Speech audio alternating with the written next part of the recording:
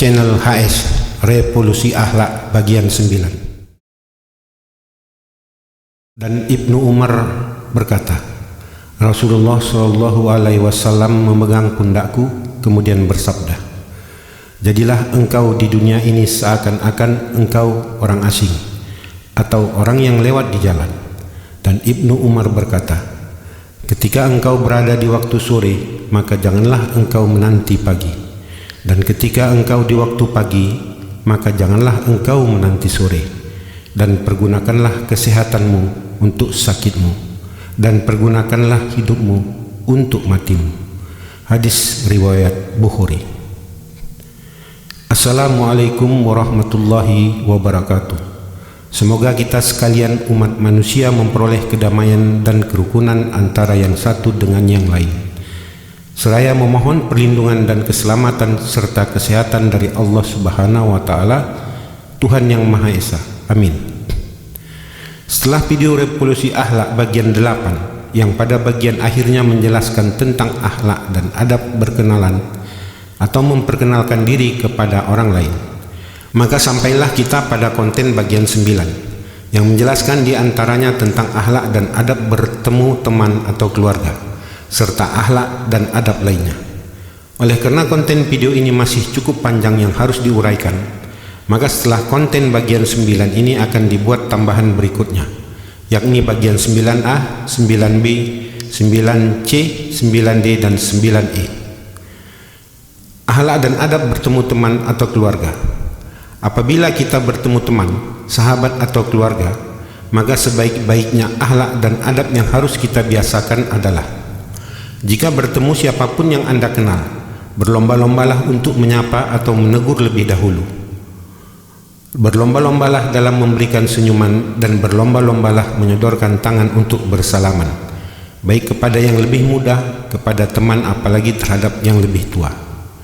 Jika hal demikian dapat Anda lakukan lebih dahulu, maka hal demikian itu Anda adalah lebih baik dari orang yang menyambut atau yang menyahut sapaan atau teguran Anda, dan yang membalas senyuman serta yang menerima uluran tangan.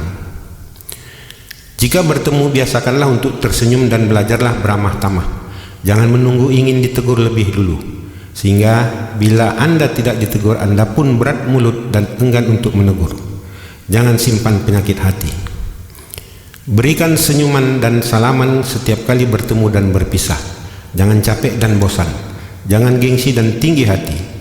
Berjabatan tangan serta memberikan senyuman setiap kali bertemu dan berpisah adalah merupakan ibadah.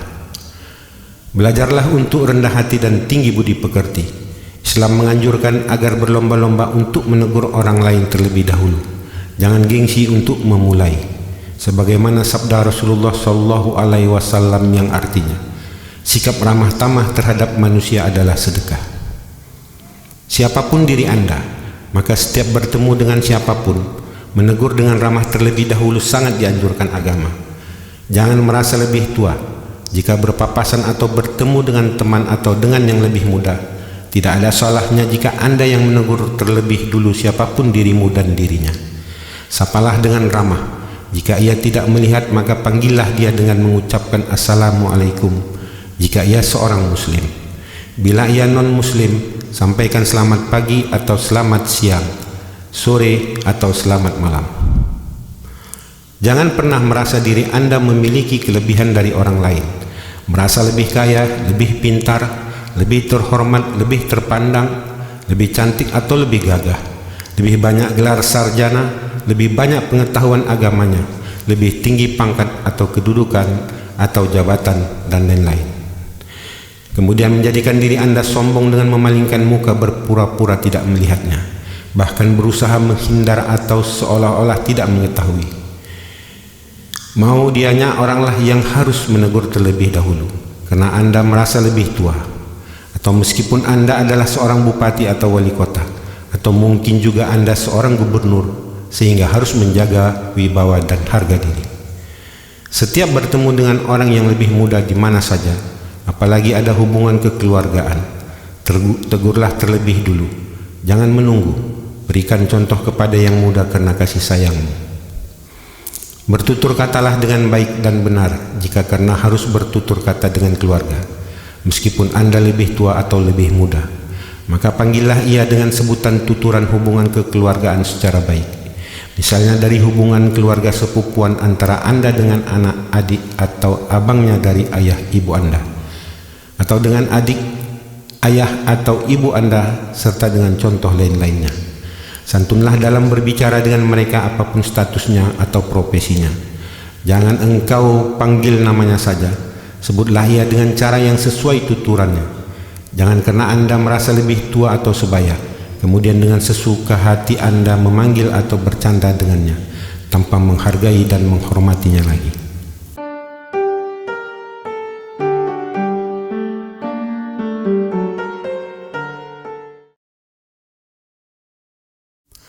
Jangan suka bercanda atau bergurau kepada orang yang lebih tua. Berpikirlah terlebih dahulu jika mau bercanda dan kapan waktu serta saatnya untuk bercanda. Bagaimana cara Anda harus bercanda? Apa bahasa atau ucapan yang patut, pantas dan wajar untuk Anda ucapkan ketika Anda bercanda? Walaupun dia juga memang suka bercanda.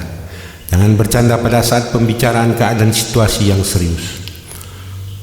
Buatlah orang lain merasa dekat dan akrab dengan dirimu dalam batas kewajaran karena sifat yang ramah tamah, murah senyum dan murah menyapa, tanpa membuat orang lain meremehkan atau merendahkan Anda. Demikianlah sebaik-baiknya akhlak dan adab kita jika bertemu teman, orang lain atau keluarga kita sendiri. Rendahkan dan lembutkan hati, jangan tinggi hati dan sombong. Marilah kita memperbaiki diri sendiri. Jangan malu, jangan gengsi, apalagi merasa diri sudah baik. Semoga esok akhlak kita semakin menjadi lebih baik. Akhlak dan adab kedatangan tamu yang belum dikenal. Dikala kita kedatangan tamu yang sama sekali belum pernah kita kenal, maka sepatutnya akhlak dan adab yang baik adalah sebagai berikut. Apabila Anda kedatangan tamu atau orang yang belum Anda kenal, tanyakanlah terlebih dahulu dengan cara baik, ramah dan sopan. Siapa mereka, dari mana dan siapa yang ingin mereka temui, dan tentunya tetap waspada adalah penting. Jangan pernah tampilkan wajah masam, cemberut apalagi marah, karena Anda sama sekali tidak atau belum mengetahui siapa orang atau tamu yang datang tersebut. Bisa jadi keluarga Anda sendiri, mungkin orang yang tersesat sekedar mau bertanya, atau malah orang yang mau memberi bantuan atau mau memberi rezeki, atau mungkin juga sedang butuh pertolongan. Anda juga belum tahu. Jika yang dicari atau yang dimaksud tamu tersebut tidak ada di rumah Anda, maka sampaikanlah kata maaf bahwa yang mereka maksud tidak ada dan Anda tidak mengetahuinya, sehingga Anda tidak dapat untuk memberikan informasi atau penjelasan lebih jauh.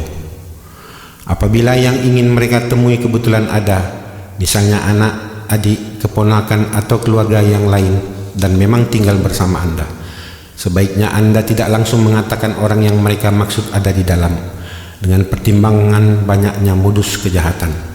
Lebih bijaksana jika Anda minta mereka dengan ramah duduk di teras, menunggu sebentar untuk Anda melihatnya ke dalam. Apakah yang mereka maksud berada di dalam? Kemudian Anda tanyakan lebih dulu kepada yang bersangkutan bahwa ada tamu yang ingin bertemu dengannya. Jika yang bersangkutan kenal dan dia berkenan menerimanya, maka selesailah kewajiban Anda.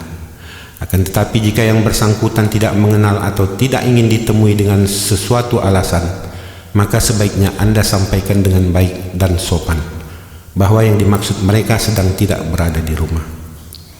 Kiranya demikian sebaiknya akhlak dan adab kita jika kedatangan tamu yang belum kita kenal.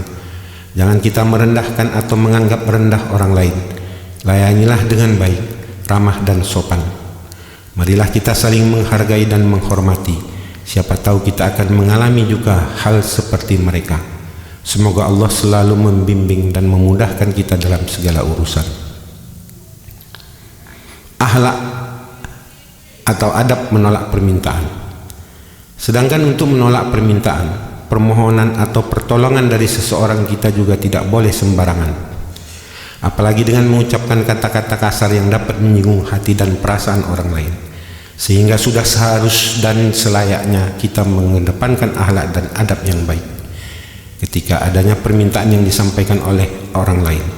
Maka seharusnya yang kita lakukan sebaiknya adalah Apabila di saat Anda sama sekali memang tidak dapat untuk membantu dan memenuhi permintaan yang disampaikan oleh orang lain tersebut, maka sampaikanlah kata maaf kepadanya dengan baik dan sopan, bahwa permintaan, permohonan atau pertolongannya tersebut tidak dapat Anda penuhi. Apabila memang nyata-nyata permintaan tersebut tidak dapat dilakukan, jangan Anda memberikan janji atau pengharapan hingga ia harus berpikir agar kebutuhannya tersebut dapat direalisasi, yang tentunya akan timbul upaya-upaya baik dari diri Anda sendiri maupun dari orang yang bersangkutan dengan berbagai cara yang sebenarnya tidak perlu terjadi atau dilakukan, yang pada gilirannya kemudian menimbulkan pelanggaran hukum dan pelanggaran ketentuan norma-norma agama yang dihalalkan. Apabila memang bisa, katakan bisa dan jangan dipersulit dengan mengatakan bahwa prosesnya seolah-olah sulit. Jika tidak bisa, katakan secara tegas tidak bisa, apapun upaya yang dilakukan. Apabila bisa diselesaikan cepat, maka segeralah selesaikan dengan secara cepat. Janganlah Anda perlambat sembari menunda-nundanya dengan upaya dan berbagai dalih serta alasan. Apabila prosesnya tersebut memang lambat, Anda harus berupaya menyelesaikannya secara cepat, jika bisa. Bekerja dan laksanakanlah apapun permintaan, permohonan atau pertolongan yang diajukan orang lain dengan penuh tanggung jawab, tulus dan ikhlas tanpa pamrih. Lapangkan hati, luaskan dada. Jika Anda seorang aparatur negara, jangan Anda meminta imbalan, apalagi menerima sesuatu pemberian, karena segala tugas dan pekerjaan Anda sudah dibayar atau digaji oleh negara. Dan jangan memberikan sesuatu bagi yang meminta atau yang memohon. Jika Anda memberikan, itu sama artinya Anda melanggengkan budaya korupsi dan kemunduran akhlak. Adab dan akhlak ini berlaku terhadap semua umat manusia tanpa terkecuali apapun agamanya, jenis kelaminnya, aparatur negara maupun rakyat, tua, muda, besar atau kecil, pejabat serta masyarakat serta jenis pekerjaan dan sebagainya, baik kepada orang yang dimintai pertolongan atau permohonan maupun terhadap orang yang meminta pertolongan dalam bentuk permintaan atau permohonan pertolongan apapun juga. Akhlak dan adab jika kita melewati kumpulan orang yang tidak kita kenal. Akhlak dan adab serta perilaku kita di saat melewati atau melalui kumpulan orang atau sekelompok keramaian yang tidak atau belum kita kenal, selayaknya yang kita lakukan adalah sebagai berikut. Jika Anda sedang melalui atau berjalan dalam suatu gang atau jalan kecil atau halaman maupun tempat yang tidak pernah Anda lewati, dan ketika itu ada sekumpulan atau kelompok orang yang sedang berdiri atau lagi duduk, maka ucapkanlah permisi atau maaf, numpang lewat Pak atau Bu atau Bang, Mas. Berbahasa dan menyapalah dengan baik dan sopan jika Anda melalui atau melintas di tempat yang belum pernah Anda lalui, yang sekaligus tidak ada yang dikenal dari mereka. Jangan Anda asal lewat tanpa memperdulikan keberadaan orang lain, sementara Anda melintas di hadapan mereka. Jika hal itu dapat Anda lakukan, mudah-mudahan Anda selamat dan aman dimanapun Anda berada. Begitulah akhlak dan adab kita yang baik dan sopan jika melewati kumpulan orang yang tidak kita kenal, di mana sikap ramah tamah terhadap sesama manusia adalah merupakan suatu sedekah, sebagaimana sabda Rasulullah SAW. Akhlak dan adab berpakaian dan berhias. Sedangkan untuk akhlak dan adab serta tata cara kita berpakaian dan berhias yang baik, antara lain adalah sebagai berikut. Kenakanlah pakaian yang sederhana, tidak harus mahal, rapi dan bersih, tidak kusut atau kusam. Menjadi lebih baik lagi jika pakaian yang kita kenakan tersebut memakai wewangian sehingga harum baunya. Pada saat kita memakai pakaian, baik bagi laki-laki maupun wanita, dan berhias baginya, mulailah dengan berdoa yang dilanjutkan dengan ucapan bismillah ketika memakaikannya ke tubuh sebelah kanan. Kemudian baru dikenakan dengan sebelah kiri, misalnya menyarungkan celana, sepatu, dan baju. Demikian juga menggunakan celak, alis, dan lain-lain.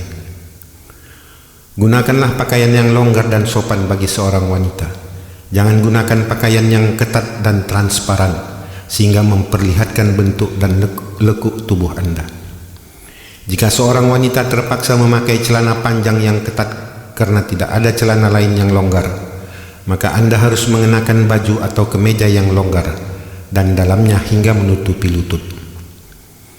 Bagi seorang wanita muslim, lebih baik bila Anda menggunakan jilbab yang menutupi dada Anda. Di samping kelihatan lebih cantik dan aurat Anda tertutup, Anda juga akan terlihat lebih anggun dan keibuan.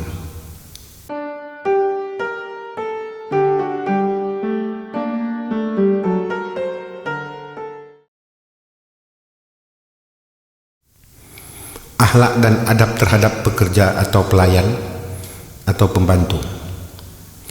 Terhadap pelayan atau pembantu rumah tangga dan pekerja, kita juga harus mengedepankan akhlak dan adab yang baik terhadap mereka. Adapun akhlak dan adab kepada mereka antara lain adalah menyuruh atau memerintahlah dengan baik dan sopan. Jangan diperlakukan mereka dengan semena-mena. Apabila setiap kali Anda meminta pertolongan untuk mengambilkan atau mengantarkan sesuatu, setelah atau sebelum dilaksanakannya, ucapkanlah kata terima kasih padanya. Itulah pertanda orang yang bersyukur dan menghargai orang lain, sehingga orang senang dan suka sekaligus betah bekerja dengan dan di tempat Anda. Meskipun mereka Anda gaji, tidak berarti serta-merta Anda boleh merendahkan atau memandang rendah kepada mereka dengan cara menyuruh dan memerintah mereka dengan suka-suka secara kasar dan sewenang-wenang. Jika terdapat kesalahan yang dilakukan pelayan atau pembantu rumah tangga atau pekerja Anda, janganlah Anda langsung membentak atau menghardik mereka, apalagi sampai melakukan pemukulan atau penganiayaan. Perlakukanlah mereka dengan baik, sebab mereka juga adalah manusia yang patut dihargai dan dihormati, meskipun mereka telah melakukan suatu kesalahan. Jangan mentang-mentang Anda sudah menggaji atau membayar, kemudian Anda perlakukan dengan kasar, tidak sopan dan tidak manusiawi. Apabila kesalahan yang dilakukan tersebut tidak fatal, tidak berulang dan bukan merupakan suatu kesengajaan yang mengakibatkan kerugian atau mencemarkan nama baik Anda, sebaiknya berilah peringatan, nasihat, pandangan dan arahan jika Anda mempunyai pertimbangan lain serta masih memerlukan tenaganya. Apabila kesalahan yang dilakukan fatal atau Anda tidak suka dengan sikap, perilaku, cara kerja dan kerajinannya, berhentikanlah mereka secara baik-baik dengan memberikan segala hak-haknya jika ada, berkenaan pemutusan hubungan kerjanya. Berilah upah mereka tepat pada waktunya apabila Anda tidak mengalami kendala keuangan untuk memberikannya. Kesengajaan memperlambat, baik disadari maupun tidak disadari, adalah merupakan suatu perbuatan yang menyusahkan dan menyiksa kehidupan mereka, di mana setiap bulannya mereka sangat membutuhkan dan mengharapkan guna biaya hidup keluarganya besok atau lusa. Dan sebaik-baiknya ketika Anda selesai menggunakan tenaga orang lain, maka bayarlah sebelum berhenti keringatnya. Demikian kiranya akhlak dan adab kita yang baik terhadap pelayan atau pembantu rumah tangga dan pekerja. Jangan kita merendahkan atau menganggap rendah orang lain. Cintailah terhadap sesama dan junjunglah hak asasi manusia. Semoga orang-orang yang memiliki kelebihan dapat berbagi secara baik di antara sesama manusia. Semoga Allah melembutkan hati kita dengan menyimpan akhlak yang mulia. Akhlak dan adab bertanya sesuatu pada orang yang belum kita kenal. Sementara akhlak dan adab serta perilaku kita di saat kita ingin bertanya sesuatu kepada orang lain yang tidak kita kenal, sebaiknya yang harus kita lakukan adalah sebagai berikut. Apabila ketika dalam suatu perjalanan Anda ingin bertanya pada orang lain, sementara Anda berada di atas kendaraan, maka setelah bertemu dengan orang yang ingin Anda tanyakan, turunlah Anda terlebih dahulu dari atas kendaraan, lalu ucapkan Assalamualaikum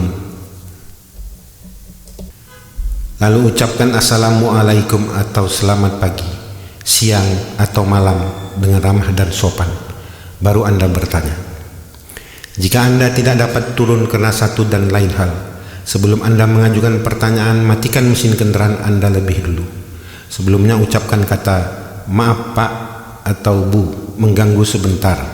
baru Anda bertanya. Dan jangan Anda lupa untuk mengucapkan terima kasih setelah Anda selesai bertanya. Jangan Anda bertanya dari atas kendaraan dengan mesin yang masih menyala, ditambah pula dengan nada bertanya serta cara yang kurang sopan. Akhlak dan adab buang air kecil. Bila mana kita merasa atau berniat ingin buang air kecil di tempat terbuka karena tidak ada tempat yang disediakan untuk itu, akhlak dan adab yang sebaiknya lakukanlah dengan cara seperti ini. Jangan lakukan buang air kecil atau kencing di tempat pemandian yang airnya tidak mengalir, seperti kolam renang dan sejenisnya. Sambil berenang atau mandi, kemudian kita buang air di dalamnya, yang juga dapat dikunjungi oleh orang lain untuk mandi. Apabila kita sesak buang air kecil di tempat terbuka karena tidak kita temukan WC atau toilet, menjauhlah dari pandangan manusia agar aurat kita tidak terlihat oleh orang lain. Jangan Anda mengencingi tanah berlubang atau ada lubang yang ada semut atau binatang lain di dalamnya. Jangan Anda lakukan kencing di tempat yang sering dilalui oleh orang lain, tempat di mana orang dapat berteduh, di bawah pohon, atau pada tempat-tempat saluran air yang dapat digunakan oleh orang lain untuk keperluannya. Jangan berbicara ketika Anda buang air kecil, dan basuhlah hingga bersih setelahnya dengan air minimal 3 kali, hingga tidak akan ada tetesan terakhir. Jika tidak ada air, lakukan dengan 3 buah batu atau 3 lembar dedaunan yang bersih dan tentunya yang tidak membawa efek negatif terhadap tubuh. Begitulah kiranya akhlak dan adab kita yang baik ketika buang air kecil. Semoga kita semua menjadi insan yang berakhlak.